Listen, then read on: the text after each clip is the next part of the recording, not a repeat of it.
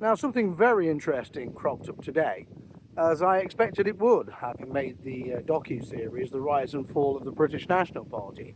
Namely, I expected lots of insects to crawl out of the woodwork, which was one of the reasons why I actually made the docu-series, to flush them out. And it's working perfectly, I can assure you. So today, one Stephen Belshaw, or simply Steve Belshaw, the Belshaw brothers from Mansfield in Nottinghamshire, turned up on this YouTube channel to spout some lies. Namely, the first lie was that I was a police informant. A paid police informant as well, no less. You can be absolutely certain at no time have I ever been a police informant, paid or otherwise, in actual fact. But this is what you can expect from the likes of Steve Belshaw. So I'll give the real backstory on Steve Belshaw. First and foremost, he was never the East Midlands organiser in 1994, which is falsely reported, even on today on the internet, because there wasn't an East Midlands organiser at that time. The Midlands organiser was in fact John Peacock. When they later separated back into East and West Midlands, the useless Keith Haxon became the West Midlands organiser, and the far more productive and committed John Peacock became the East Midlands organiser, which he was before we unified the East and West Midlands, and I was the Midlands elections officer until 1994. And I can assure you absolutely unequivocally that at that time Steve Belshaw was in actual fact the Mansfield organiser, and not a particularly good one at that, I might add. So the backstory with Belshaw, well, remember, this is the man who allowed himself to be kidnapped with Simon Chadwick and Graham Tasker and his brother at Long Eaton in Derbyshire during the 1992 general election campaign, not even by Red Action or Class War, I might add, but just by ordinary midstream Reds, led by a big fat trade unionist. They were snatched off the streets, taken to a house in Long Eaton and held hostage until Derbyshire police came and negotiated their release, and none of the Reds were charged for it because the police accepted their argument that it was just a protest and they didn't actually mean to do it. But the simple truth is, Belshaw and his little crew, you know, from Mansfield and Chesterfield, were lifted off the streets by some truly wimpy Reds, quite frankly. I mean, the big fat trade unionist wasn't wimpy at all. He was a big fat bully, in actual fact. And so that's the backstory to Steve Belshaw. And the following week, having been briefed on it midweek, I actually went, because I was actually the Midlands elections officer, it was my responsibility to lead that elections campaign. I went the following weekend, and the Reds again attempted to carry out one of their publicity stunts, kidnapping, criminal offence. I stopped it by force, quite frankly. And Belshaw didn't even turn up. Neither did Simon Chadwick, neither did Belshaw's brother turn up. The only one who did turn up was Graham Tasker, about 5'0", but also quite brave with it in actual fact. I respect him for that. But the big fat trade unionist threw Tasker all over the place in actual fact, and I had to rescue him. That is just fact. It's established fact, you know. And now let's go on to Simon Chadwick, who is a very interesting character, because he's made interesting by the obsession of Nick Lowles, Hope Not Hate, formerly of Searchlight. And the amusing and perhaps entertaining thing about Simon Chadwick and Nick Lowles' obsession with him is that Simon Chadwick was not a street fighter of any description, and neither was Steve Belshaw. Forget his 1994 conviction on a wimpy, weedy lawyer in Mansfield. He basically attacked someone who was even wimpier than him, quite frankly, which was the measure of the man. That's all he was capable of doing. Never around when Red Action and Class War turned up, I can tell you that for a fact. Never once. That's the real Steve Belshaw, and his wimpy brother, and also Simon Chadwick. And so to read these weird and wonderful tales of daring do, written by Nick Lowles about Simon Chadwick, the C18 enforcer, is absolutely laughable to me, because I knew the man. He was practically addicted to paracetamol, ate them like Smarties in actual fact. which we all commented on how bizarre it was. And so the issue is, where did Nick Laws get all of this information from about Simon Chadwick, going right back to when he first got involved with BNP? Where did Searchlight magazine get it from? Bearing in mind, Laws was at Searchlight at that time, and then obviously they formed this campaign group, Hope Not Hate, which broke away from Jerry Fable's Fairy Tale Machine later and formed their own Fairy Tale Machine, now a de facto branch of the counter-terrorism clowns. All of them left-wing brainwashed crooks, quite frankly. That's my experience of dealing with them. So much for being a police spy, in actual fact, which is absolutely laughable, you know, given the extent of the prosecutions and imprisonments that I've been subjected to. Of course, Belshaw hasn't, has he? You know, he's just not man enough to do anything of the sort. And neither was Simon Chadwick. But going back to the Chadwick thing, it's like this. How did Searchlight get this information? Who was closest to Simon Chadwick whilst he was up here in the East Midlands? So over there to the northwest, about 10 miles away, is where Belshaw used to live. He probably still does in actual fact. He's a creature of habit.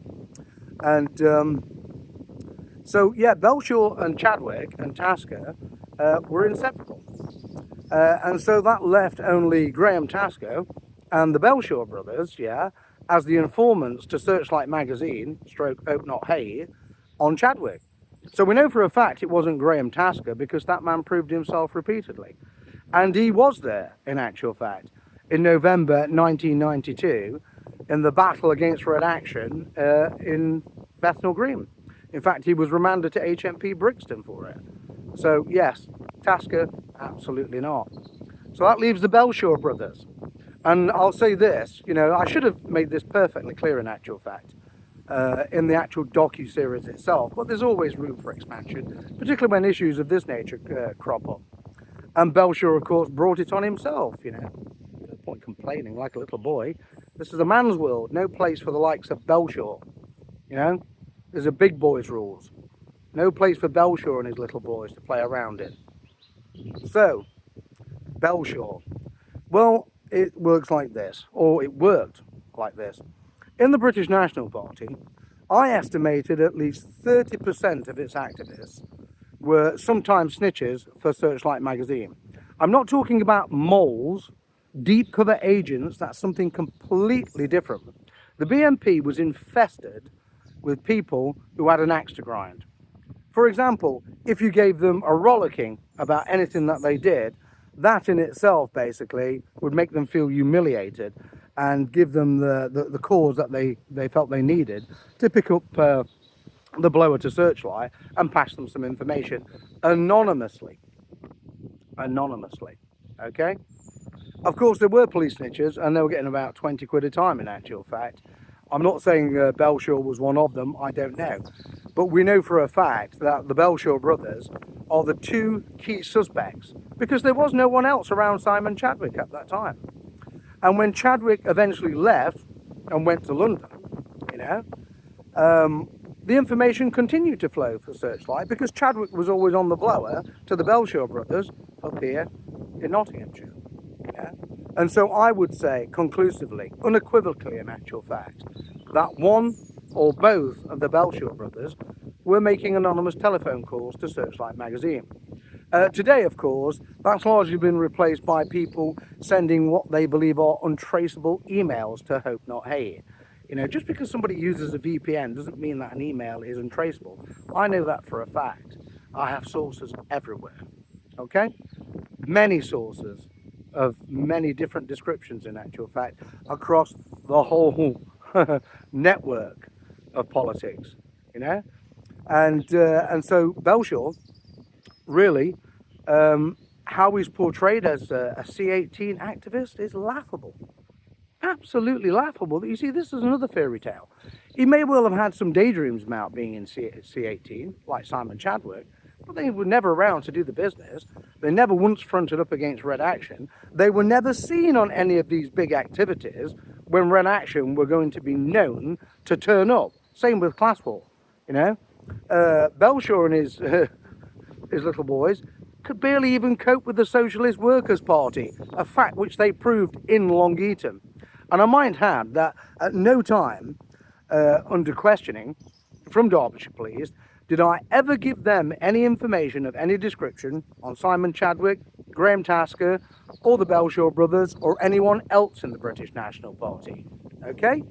And look, it's just absolutely ludicrous, but entirely typical of these people to make up allegations of this nature. If Belshaw was such a man, he would have stopped that left-wing team that day from kidnapping him and the rest of the team in Long Eaton. I had one weekend off a month, and this is what happened. You know, while the cat's away, the mice get kidnapped. Truly, that's the way it was. And when the mice came back on duty, the mice didn't get kidnapped, because mice is exactly what they were. And all I can say to Belshaw is, there are no pacts between lions and men. And you are not a lion, Mr. Belshaw. You're a liar, absolutely, 100%, but not a lion. So leave that that business to the men, you know? The men who pick up the phone to Searchlight and make so-called anonymous calls. They think it's anonymous in actual fact, but there's nothing anonymous where it comes to Searchlight and Hope Not Hate, I assure you. Absolutely nothing is anonymous, because they do not respect privacy and integrity. We all know this as a fact. So for Belshaw, a man who's never actually done anything of any significance in terms of dealing with the Reds, the hardcore Red street fighters like Red Action and Class War, to come forward and say these things, it's just absolutely ludicrous, and I will not tolerate it. And I didn't even mention him in the docu-series, and the reason why is because I didn't even find him relevant enough to mention. I concentrated on all the key players, and Stephen Belshaw and his brother and Simon Chadwick and Graham Tasker were not key players as far as I was concerned, okay? But obviously, he's now had to come forward and pull this stuff. So obviously, these are the consequences. This is where it leads to. You know, and if you want to carry on doing this, I've got an awful lot more I can say about a great many other people inside the British National Party and the antics that they pulled and the things that they're still getting up to this day. And I can tell you absolutely certain for a fact, Simon Chadwick most definitely was not a C-18 enforcer. Stephen Belshaw most definitely was not a C-18 street fighter. It's pure fiction, left-wing fairy tales, quite frankly. And his brother was the same. And Graham Tasker, you must be joking. Very brave man, in actual fact, considering he's 5'0", but not a street fighter of any description. Although the only one of them I do respect to this day is Graham Tasker, because of the effort that he put in, given his physical size, in actual fact. You know, you have to respect a man like that, and I do, you know. I respect what he did. But Belshaw, I mean, never respected him at all, or his brother. In fact, I remember one incident when we went over to just outside Mansfield at a sports centre where they were trying to hold a BNP meeting, and Belshaw was working with a homosexual chef at the time, and all he ranted about for 20 minutes was this homosexual chef and anal sex. And I simply took the view that this is the longest I've ever heard Steve Belshaw talk about anything. You know, he's got quite the interest in his homosexual chef and the tampons that he used, in actual fact. I remember it vividly. I remember all of these people, you know. Quite frankly, taking Belshaw and Chadwick out on any activity was an embarrassment. They were babies who had to be wet nursed, chaperoned the whole time. And after that incident in Long Eaton, it proved that they were absolutely useless. And if the Reds ever wanted to sweep them off the streets, that's exactly what would have happened to them. The only reason they didn't was because of me, my 2IC, and several of his friends, in actual fact, who were, you know, the men who did the business, or should I say, the lions who did the business, because the little men, like Belshaw, weren't capable of it. And so I would urge you to go through Codename Arthur. You'll see there the absolute obsession that Nick Lowles has with Simon Chadwick. You know, it's astonishing, because when I read it, I thought, my goodness, Simon Chadwick, it's just not the Simon Chadwick that I know or knew. It's nonsense. But that information came from someone very close to Simon Chadwick. It definitely didn't come from Graham Tasker. We know this for a fact. So that leaves the Belshaw brothers. They are the two key suspects in the anonymous information that was passed to Searchlight magazine, and which is even being used to this day by Hope Not Hate. I assure you, Simon Chadwick, quite frankly, look, I don't wish to be disrespectful. I actually thought the man was a joke. Truly, I did, you know. And the same with the Belshaw brothers. Tasker, I respected, but I didn't respect Simon Chadwick. And to read these stories about them years later of being involved in C18, well, they probably were in their bedroom mentality, yeah. Chadwick, of course, went down to London because he wanted to be closer to the epicenter of the action. He was never any good at it. He was never involved in anything of any significance. Portraying him as a C18 enforcer, stroke bodyguard, is just absolutely laughable. The man couldn't have fought his way out of a wet-through paper bag. And as for the Belshaw brothers, the only thing they're capable of doing is assaulting weedy, wimpy little lawyers who can't fight back. And that is a proven fact.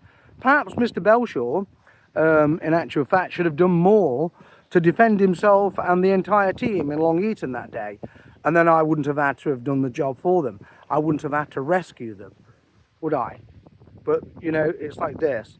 If anyone else wants to come forward and start making up silly little fairy tales, no problem. Be in no doubt whatsoever that what I can say about you is true and factual and can be proven. And I will do it. So my advice to you, basically, is just run along.